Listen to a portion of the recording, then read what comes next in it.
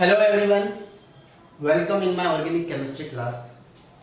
Students, last class में मैंने आपको बताया था ऑर्थो नाइट्रोफिनॉल और पैरा नाइट्रोफिनॉल के मिश्रण को इंग्लिश में मिक्सचर बोलते हैं, हिंदी में मिश्रण बोलते हैं।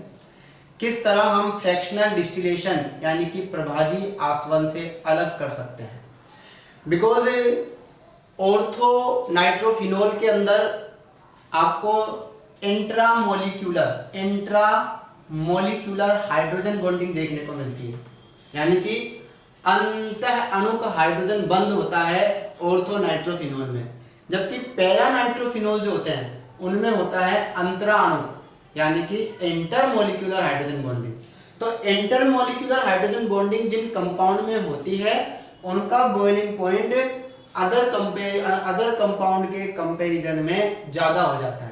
ठीक है, तो पैरा नाइट्रोफिनॉल का बॉइलिंग पॉइंट थोड़ा ज्यादा होगा, किससे? ऑर्थो नाइट्रोफिनॉल से। इसलिए जब हम इसको प्रभाजी आसवन यानी कि फ्रैक्शनल डिस्टिलेशन करते हैं तो पहले आपका ऑर्थो वाला जाएगा और बाद में आपका पैरा वाला वाष्पित होगा। अंडरस्टैंड? इस तरह हम इसको फ्रैक्शनल डिस्टिलेशन से इजीली क्या कर सकते हैं? सेपरेट आउट कर सकते हैं, जो कि मैंने आपको लास्ट क्लास में बताया था। तो हमने दो रिएक्शन यहाँ पर पढ़ ली थी।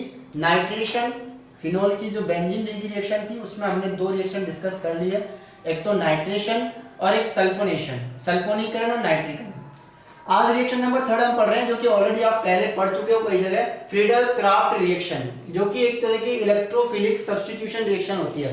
इलेक्ट्रॉन स्नेही प्रतिस्थापन अभिक्रिया होती है। ठीक है, मैं हिंदी भी बोल देता हूँ, आप हिंदी मीडियम के विद्यार्थी उसको नोट कर सकते हैं। तो इसमें 3 में यानी कि फ्रीडल क्राफ्ट में दो तरह की रिएक्शन होती है, एक होती है एल्काइलेशन, एक होती है एसिटिलेशन। एल्काइलेशन में एल्किलीकरण बोलते हैं हिंदी में, एसिटिलेशन को एसिटिलीकरण बोलते हैं। इसमें कोई एल्काइल ग्रुप बेंजीन रिंग पर जुड़ेगा और इसमें एसिटिल ग्रुप बेंजीन रिंग पर जुड़ेगा। ये रिएक्शन लेविस एसिड की प्रेजेंस में होती है। तो यहाँ हमने लिया ड्राई AlCl3, शुष्क AlCl3, यहाँ भी हमने ड्राई AlCl3 लिया। तो बच्चों ये ध्यान देंगे, फिनोल के ऊपर OH लगा रहता है, जो कि आने वाले इलेक्ट्रोफाइल को ऑर्थो और पैरा पर आने के लिए मजबूर करता है। तो आपका CH3Cl में से अगर मैं बात करूं, ये आपको समझाने के लिए कर रहा हूं, अगर हम ब्रेक करेंगे तो ये पार्शियली पॉजिटिव पे जाएगा, ये पार्शियली नेगेटिव जाएगा। तो ये आपका इलेक्ट्रोफाइल होगा जो कि दो पोजीशन पर अटैक करेगा, ऑर्थो पर और पैरा पर। तो इसलिए दो प्रोडक्ट आपको मिलेंगे, ऑर्थो और पैरा। इनका नाम हम देखेंगे। What is this? This is common name है इसका क्रिसोल। क्या है ये? आपका क्रिसोल है। ठीक है, तो इसको बोलेंगे ऑर्थो क्रिसोल, इसको बोलेंगे पैरा क्रिसोल। IUPAC नाम में अगर हम बात करें तो इनको फिनोल का डेरिवेटिव बोलेंगे। तो 2-मेथिल फिनोल एंड 4-मेथिल फिनोल, इनका IUPAC नाम हो जाएगा। ठीक है, तो ये नाम आपको लिखना है। 2-मेथिल, देखो 2-मेथिल फिनोल, 1 2 3 4-मेथिल फिनोल, हम इनका IUPAC नाम भी लिख सकते हैं। एसिटिलेशन की अगर बात करें तो यहाँ पर आपका देखो रिएक्शन सेम है, दोनों का नाम फ्रीडल क्राफ्ट है। एसिटिलेशन की बात करें तो यहाँ पर आपका ये वाला बॉन्ड ब्रेक होगा, इसके ऊपर नेगेटिव, इसके ऊपर पॉजिटिव। तो पॉजिटिव वाला इलेक्ट्रोफाइल आपके अटैक करता है ऑर्थो और पैरा पर। तो इस तरह आपके दो प्रोडक्ट बनेंगे, एक तो पैरा वाला बनेगा, एक ऑर्थो वाला बनेगा। देखो बच्चों, अगर मैं इस हाइड्रोक्सी ग्रुप को छुपा लूं तो ये बेंजीन के साथ ये ग्रुप जुड़कर बनाता है एसीटोफिनोन। क्या बनाता है? एसीटोफिनोन। लेकिन इसके ऑर्थो पर OH जुड़ने के बाद इसका नाम हो जाएगा ऑर्थो हाइड्रोक्सी एसीटोफिनोन। ठीक है, ये ऑर्थो है तो ये बन जाएगा पैरा, नाम सेम ही होगा, पैरा हाइड्रोक्सी एसीटोफिनोन। तो इसमें भी मेजर प्रोडक्ट आपका पैरा वाला होगा। तो ये दोनों रिएक्शन कहलाते हैं फ्रीडल क्राफ्ट रिएक्शन। तो फ्रीडल क्राफ्ट दो तरह का होता है बच्चों, एल्किलेशन और एसिटिलेशन, जो कि दोनों मैंने आपको यहाँ पर बता दिए। तो हमारी तीसरी रिएक्शन भी फिनोल की कंप्लीट हो जाती है। ठीक है, बस ये ध्यान रखना है, it is a electrophilic substitution reaction, यानी कि यहाँ पर इलेक्ट्रोफाइल आपका ऑर्थो और पैरा पर आकर जुड़ेगा। ठीक है, तो जो भी रिएजेंट आपको दिया जाए उसमें से इलेक्ट्रोफाइल को ऑर्थो पर भी जोड़ना है और पैरा पर भी जोड़ना है। इस तरह मिक्सचर मिलेगा प्रोडक्ट का ऑर्थो और पैरा का। ठीक है, तो रिएक्शन नंबर 3 के बाद हम चलते हैं रिएक्शन नंबर 4 पर। रिएक्शन नंबर 4 है बच्चों ब्रोमिनेशन। रिएक्शन नंबर 4 है ब्रोमिनेशन, यानी कि ब्रोमिनीकरण, ब्रोमीन का जुड़ना। ठीक है, मैं इंग्लिश में लिख देता हूं पहले। Reaction number 4, bromination. ब्रोमिनेशन, ठीक है, यानी कि ब्रोमीन का जुड़ना, ब्रोमिनेशन। हिंदी में बोलते हैं ब्रोमिनीकरण। ब्रोमिनीकरण, इसमें हम रिएक्शन कराएंगे Br2 की, ब्रोमीन वाटर की, ठीक है। तो अगर हम फिनोल लें, देखो इसमें भी दो रिएक्शन करनी है हमें। अगर मैंने सिंपली फिनोल लिया, ठीक है, अगर मैंने सिंपली फिनोल लिया और फिनोल के साथ मैं ओनली Br2 ब्रोमीन जल की रिएक्शन करा रहा हूं, और ये ब्रोमीन जल, इट मींस ब्रोमीन एक्सेस में है। एक्सेस का मतलब होता है आधिक्य, तो ये ब्रोमीन जल है, ठीक है, याद रखेंगे। ब्रोमीन जल है, ब्रोमीन वाटर है, वाटर, ब्रोमीन वाटर के साथ रिएक्शन कराएंगे। तो ये रिएक्शन बच्चों इलेक्ट्रोफिलिक सब्स्टिट्यूशन रिएक्शन होगी, ध्यान रखिए। ये रिएक्शन भी कौन सी होगी आपकी, इलेक्ट्रोफिलिक, शॉर्ट में लिख देता हूं, इलेक्ट्रोफिलिक सब्स्टिट्यूशन रिएक्शन, ESR, है ना। इलेक्ट्रॉन स्नेही प्रतिस्थापन अभिक्रिया होगी, और वही ऑर्थो और पैरा पर, यानी कि चूंकि ये एक्सेस में है तो कोई सा भी ऑर्थो पैरा यहाँ पर खाली नहीं रहेगा, और एक ही फिनोल में सारे के सारे ऑर्थो और पैरा पोजीशन ब्रोमीन से फिल हो जाएंगी। This is the 2,4,6 try bromophenol. इसका नाम है 2,4,6 ट्राई ब्रोमोफिनोल। और ये रिएक्शन बहुत ही इंपॉर्टेंट रिएक्शन है, जो कि बोर्ड में भी और कंपटीशन एग्जाम में भी कई बार पूछी जाती है, ठीक है। अगर ब्रोमीन एक्सेस में होता है तो ये बनता है, एक्सेस में नहीं है तो अलग अलग ऑर्थो और पैरा प्रोडक्ट बनते हैं। फिर यहाँ पर रिएक्शन जो है वो मैकेनिज्म भी चेंज हो जाती है। तो सेकंड अगर मैं रिएक्शन कराऊं ब्रोमीन की, अब ब्रोमीन एक्सेस में नहीं है, ठीक है, ओनली मैंने लिखा है Br2, ठीक है। तो ये रिएक्शन होती है बच्चों free radical reaction, free radical substitution reaction या free radical reaction. Free radical mechanism से होती है ये, ठीक है। तो ये रिएक्शन फ्री रेडिकल मैकेनिज्म से होती है, मुक्त मूलक अभिक्रिया विधि से होती है रिएक्शन। और ये रिएक्शन कैसे पता लग रहा है, क्योंकि या तो कार्बन डाइसल्फाइड की विलयन में होगी या कार्बन टेट्राक्लोराइड के सॉल्यूशन में होगी। या तो कार्बन डाइसल्फाइड का सॉल्यूशन लेना है या कार्बन टेट्राक्लोराइड का, यानी कि नॉन पोलर सॉल्यूशन आपको लेना है। कैसा लेना है यहाँ पर, नॉन पोलर, अध्रुवीय, अध्रुवीय विलायक यहाँ पर आपको लेना है। तो इनकी प्रेजेंस में ये रिएक्शन होगी। तो बच्चों यहाँ पर दो प्रोडक्ट आपके बनेंगे, ऑर्थो ब्रोमोफिनोल और पैरा ब्रोमोफिनोल। इस तरीके से दो प्रोडक्ट जब प्राप्त होते हैं जब आप इनकी रिएक्शन करवाते हैं। तो this is ortho bromophenol and this is para bromophenol. मैं नाम लिख देता हूं एक का, ऑर्थो ब्रोमोफिनोल, ठीक है, और इसका नाम हो जाएगा पैरा ब्रोमोफिनोल, ये आप लिख लेना। तो ये ब्रोमिनेशन हो गया। ब्रोमिनेशन में भी दो रिएक्शन, देखो कल मैंने आपको नाइट्रेशन पढ़ाई, वहां भी दो रिएक्शन, आज मैंने आपको फ्रीडल क्राफ्ट पढ़ाई, वहां भी दो रिएक्शन, ब्रोमिनेशन पढ़ाया, यहाँ भी दो रिएक्शन, ठीक है। तो रिएक्शन 4 कंप्लीट हो गई है। रिएक्शन नंबर 5, रिएक्शन नंबर 5 है अपना अगला फ्रीज रीअरेंजमेंट, ठीक है। और ये again very very important reaction है, फ्रीज रीअरेंजमेंट।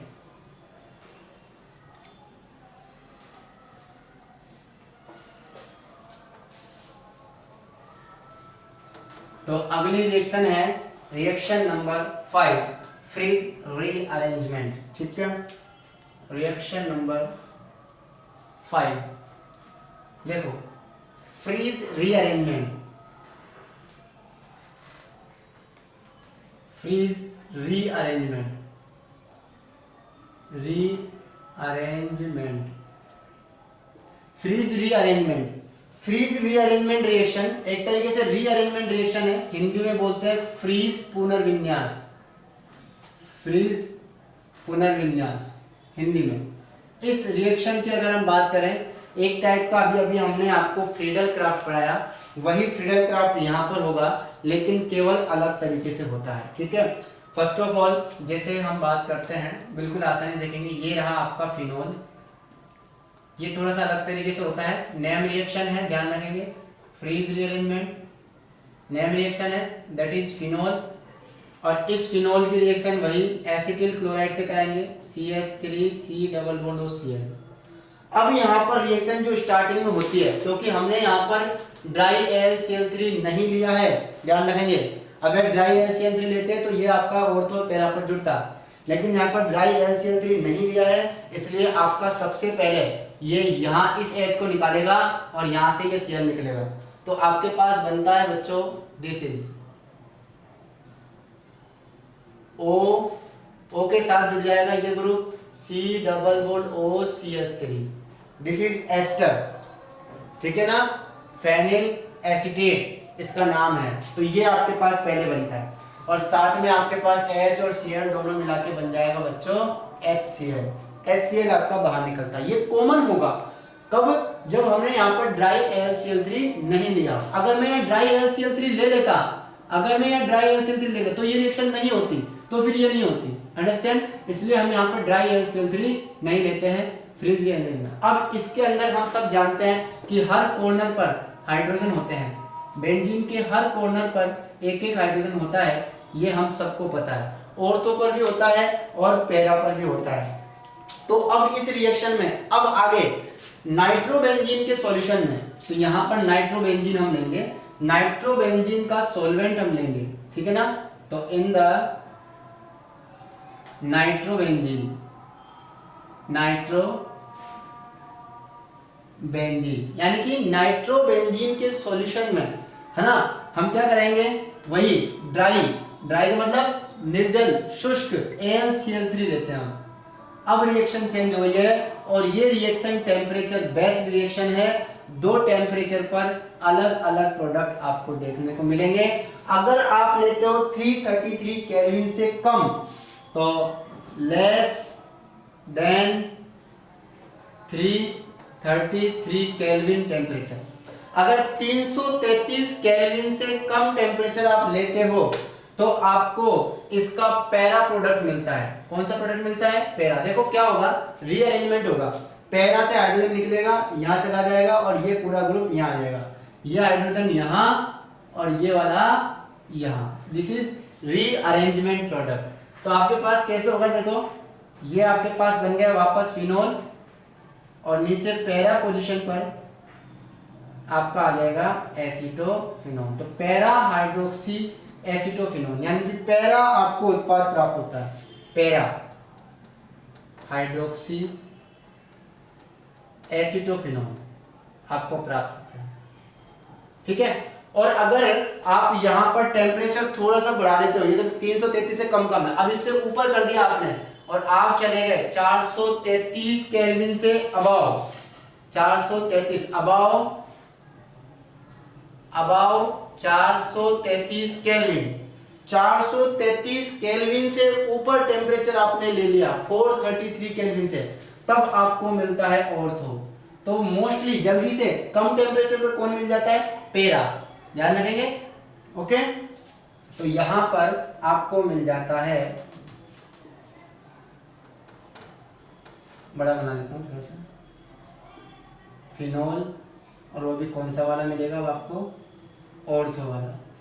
तो this is the ortho hydroxy acetophenone, about 433 kelvin temperature पर आपको मिलता है ऑर्थो हाइड्रोक्सी एसीटोफिनोन, ठीक है।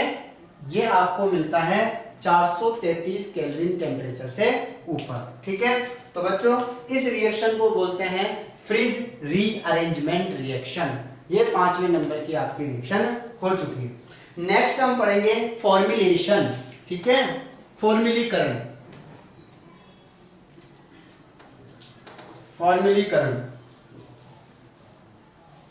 अगली रिएक्शन है आपकी फॉर्मुलीकरण, फॉर्मुलेशन यानी कि फॉर्म्यूल समूह। फॉर्म्यूल समूह बोलते हैं एल्डिहाइड समूह को, CHO को, CHO ग्रुप को फॉर्म्यूल ग्रुप कहते हैं, ठीक है। तो अगला रिएक्शन है रिएक्शन नंबर 6, फॉर्मुलेशन। इसका मतलब होता है, हिंदी में बोलते हैं फॉर्मुलीकरण, और इसका मतलब है फॉर्म्यूल समूह, CHO ग्रुप, इसको हम फॉर्म्यूल ग्रुप बोलते हैं, फॉर्म्यूल ग्रुप, ठीक है। इस ग्रुप को हम ऐड करेंगे, यानी कि कुल मिला के आपको यहाँ पर एल्डिहाइड बनाना है, ठीक है। तो पहली रिएक्शन तो हम ऑलरेडी पढ़ चुके हैं, वो है राइमर-टीमान रिएक्शन। इसके अंदर कुछ रिएक्शन हम पढ़ेंगे, जिसमें हम पहली पढ़ेंगे राइमर-टीमान रिएक्शन, ऑलरेडी डिस्कस कर चुके हैं हम। राइमर-टीमान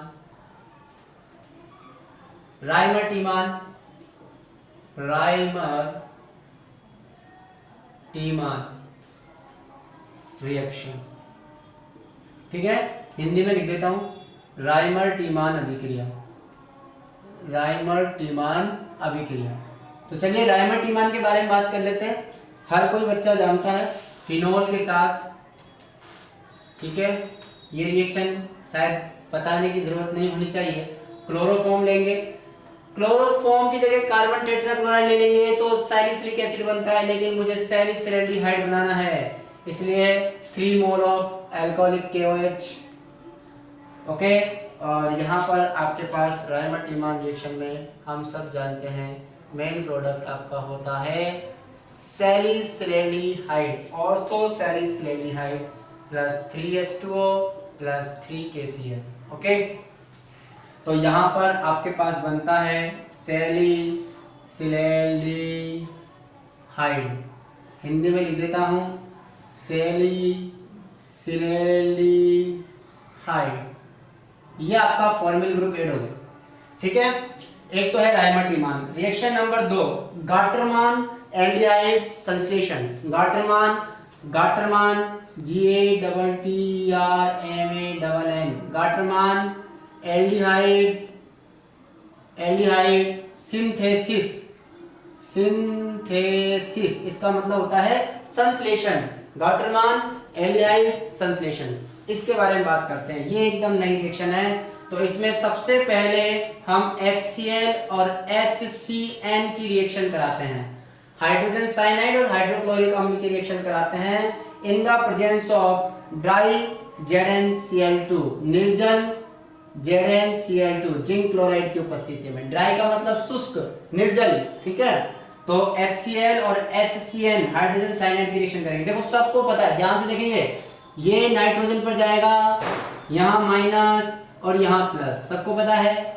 इस पर प्लस और इस पर माइनस, ये मैं आपको समझाने के लिए करता हूँ। फेयर कॉपी में ये चीजें नहीं करनी है, केवल समझना है। H आपका जुड़ेगा N पर, Cl आपका जुड़ेगा CH पर, तो हम इसका बना देंगे क्लोरोइमीन। Cl जुड़ जाएगा CH पर, ये डबल बॉन्ड बन जाएगा, और N पर जुड़ जाएगा H। दिस इज द क्लोरोइमीन या एल्डिमीन बन जाएगा, ठीक है। इसको बोलते हैं इमीन, तो एल्डिमीन क्या बन गया? ये एल्डिमीन, क्लोरो एल्डिमीन बोल सकते हैं इसको, ये क्लोरो एल्डिमीन बन गया। अब क्लोरो एल्डिमीन जो है ये रिएक्शन करेगा आपका फिनोल से, ये रहा आपका फिनोल, और फिनोल की पैरा पोजीशन पर हम जानते हैं बहुत ज्यादा स्टेबल प्रोडक्ट बनता है, इसलिए हम इसको पैरा पोजीशन पर लेके जाएंगे और यहां से हम रिएक्शन करा देते हैं इसकी क्लोरो एल्डिमीन की। तो आप देखते हो वही ड्राई ZnCl2 आपको वापस लेना है, ये यहाँ भी रिएक्शन करेगा, मींस आपकी रिएक्शन ड्राई ZnCl2 की प्रेजेंस में होगी। तो आपके पास ये Cl यहाँ से पार्शियली नेगेटिव और ये पॉजिटिव, तो ये पॉजिटिव वाला आपके पैरा पोजीशन पर अटैक करेगा। और तो बनेगा यहाँ पर, लेकिन वो मेजर नहीं होगा, इसलिए हम यहाँ डायरेक्ट पैरा को दिखा रहे हैं। पैरा पोजीशन पर आपका ये जुड़ जाएगा और साथ में आपके पास बाहर निकल जाएगा पैरा से H, यहाँ से Cl, बाहर निकल जाएगा HCl। बच्चों यहाँ ऑर्थो भी बनता है, लेकिन पैरा मेजर होता है इसलिए पैरा। आगे इसका हम कर देते हैं हाइड्रोलाइसिस, H3O+। जब इसका हाइड्रोलाइसिस किया जाता है तो मैंने आपको सिखा रखा है इसका एल्डिमीन का हाइड्रोलाइसिस कैसे करते हैं, इस साइड O, इस साइड H2, तो आपके पास बन जाएगा para benzaldehyde, para hydroxy benzaldehyde, साथ में बन जाएगा NH3। तो आपके पास बन जाएगा पैरा हाइड्रोक्सी बेंजेल्डिहाइड, या इसको हम पैरा सैलिसिल्डिहाइड भी बोल सकते हैं। देखो ये भी सैलिसिल्डिहाइड है, ये भी सैलिस, लेकिन ये ऑर्थो और ये पैरा है, तो आप इसको पैरा सैलिसिल्डिहाइड भी बोल सकते हो, या इसको आपको बोल सकते हो पैरा हाइड्रोक्सी बेंजेल्डिहाइड। तो हम यहाँ दूसरा नाम लिखेंगे para hydroxy benzaldehyde para hydroxy benzaldehyde आपका यहाँ पर बनता है। तो आपका एल्डिहाइड बन गया। This is the Gattermann aldehyde संश्लेषण या सिंथेसिस इंग्लिश में, अंडरस्टैंड। तो फॉर्मुलेशन की रिएक्शन 2 हो गई है। अब रिएक्शन नंबर 3 की बात करते हैं, दैट इज डफ रिएक्शन। डफ इज वेरी टफ।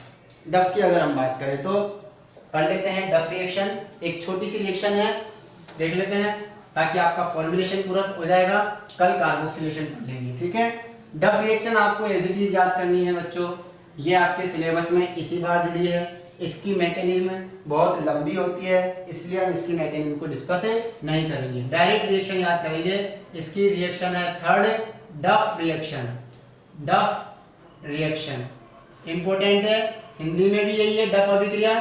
फटाफट लिख देता हूं, आप कुछ भी कर लेना। ये रिएक्शन आपको एज इट इज लर्न करनी है, नेम रिएक्शन है, और जितनी भी नेम रिएक्शन आ रही हैं उनको आप एक पेज में लिखते चलेंगे। ये आपकी होती है हेक्सामेथिलीन टेट्राएमीन के साथ, हेक्सामेथिलीन टेट्राएमीन CH2 का होल 6N4 इसके साथ रिएक्शन होती है। साथ में बोरिक एसिड ले लेते हैं H3BO3, और ग्लिसरॉल यहाँ पर सॉल्वेंट होता है। Glycerol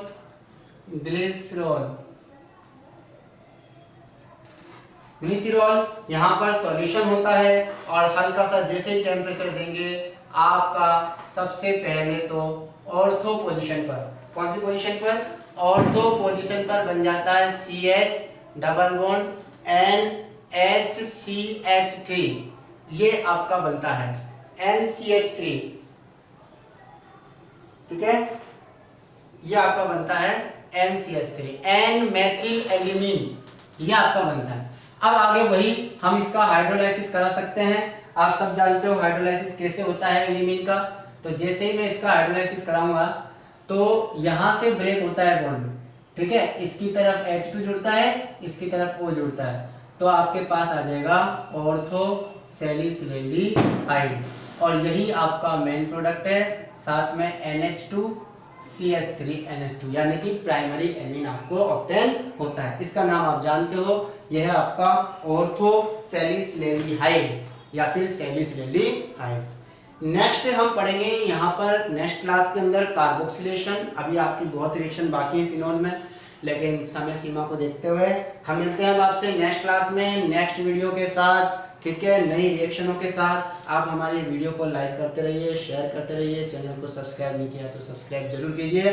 thank you so much, good bye, take care.